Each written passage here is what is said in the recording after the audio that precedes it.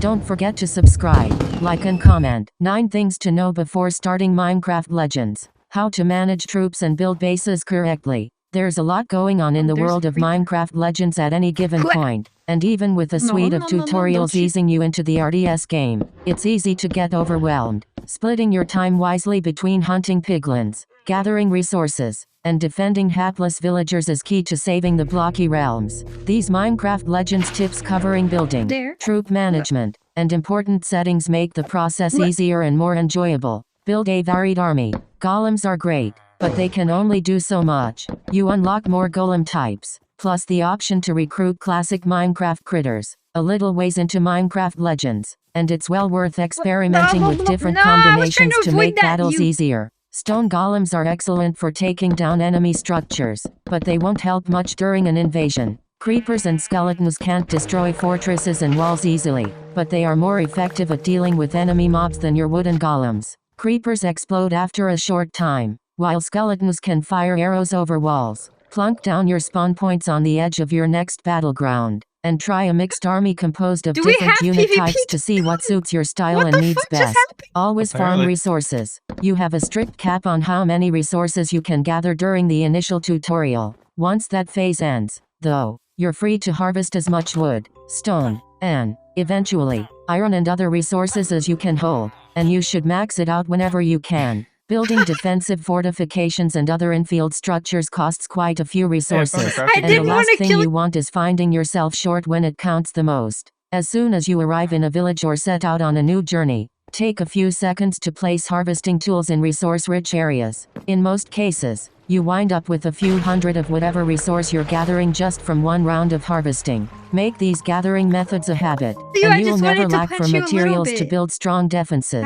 Build at every village. You will spend as much time repelling piglins from villages as you will dismantling nether portals. Fortifying each village as you come to it makes defending against enemy hordes much easier when the time comes. Once you arrive in a new village, take some time to build walls, watchtowers, and other fortifications around the entire perimeter. Get creative, too. Your basic square perimeter is effective, sure, but you could build a section of V-shaped walls that funnel piglins into a corner overlooked by several watchtowers or a bridge that drops them into an enclosure. Just make sure to leave room for at least one gate, so you can enter and exit the village. Watchtowers are key. Speaking of watchtowers, this particular fortification is your most useful defensive tool. They cover a broad area, deal heavy damage to piglins, and equally as important, distract enemies from tearing down walls or attacking villagers. You don't even need a wall to build a watchtower. Plunk several down in a row, and your village is as good as defended. Sacrifices must be made.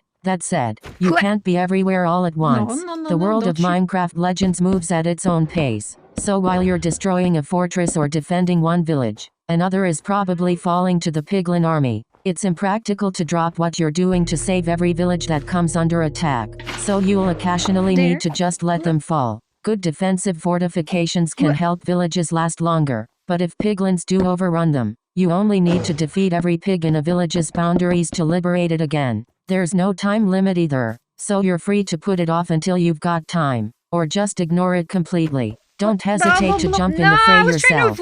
Creepers might send mobs fleeing in fear, but you yourself are the most effective force against enemy mobs. Your basic sword attack makes short work of basic piglins and stronger foes, and your attacks can distract enemies from your own mobs, giving them more freedom to quickly tear down piglin structures. If you get hurt, just run around for a few seconds and wait for your health to replenish. If you're lucky, you might even be able to lure piglins into lava by crossing a bridge or leaping over a lava pool with an enemy mob in tow. Use advanced banner controls. Your basic banner controls let you send all your followers to a certain point at once, but it's often wiser to use the advanced controls and select just a portion of your army to charge forth.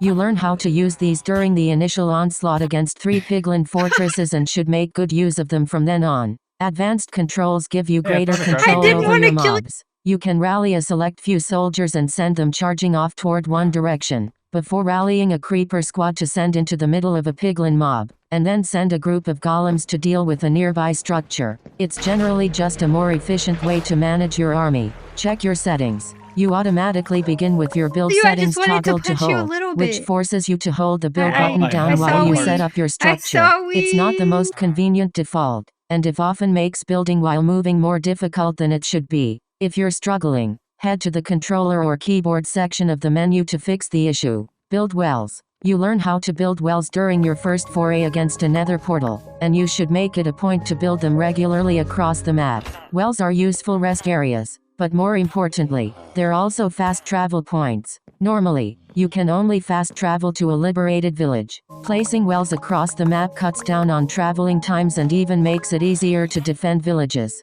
Don't forget to subscribe, like and comment.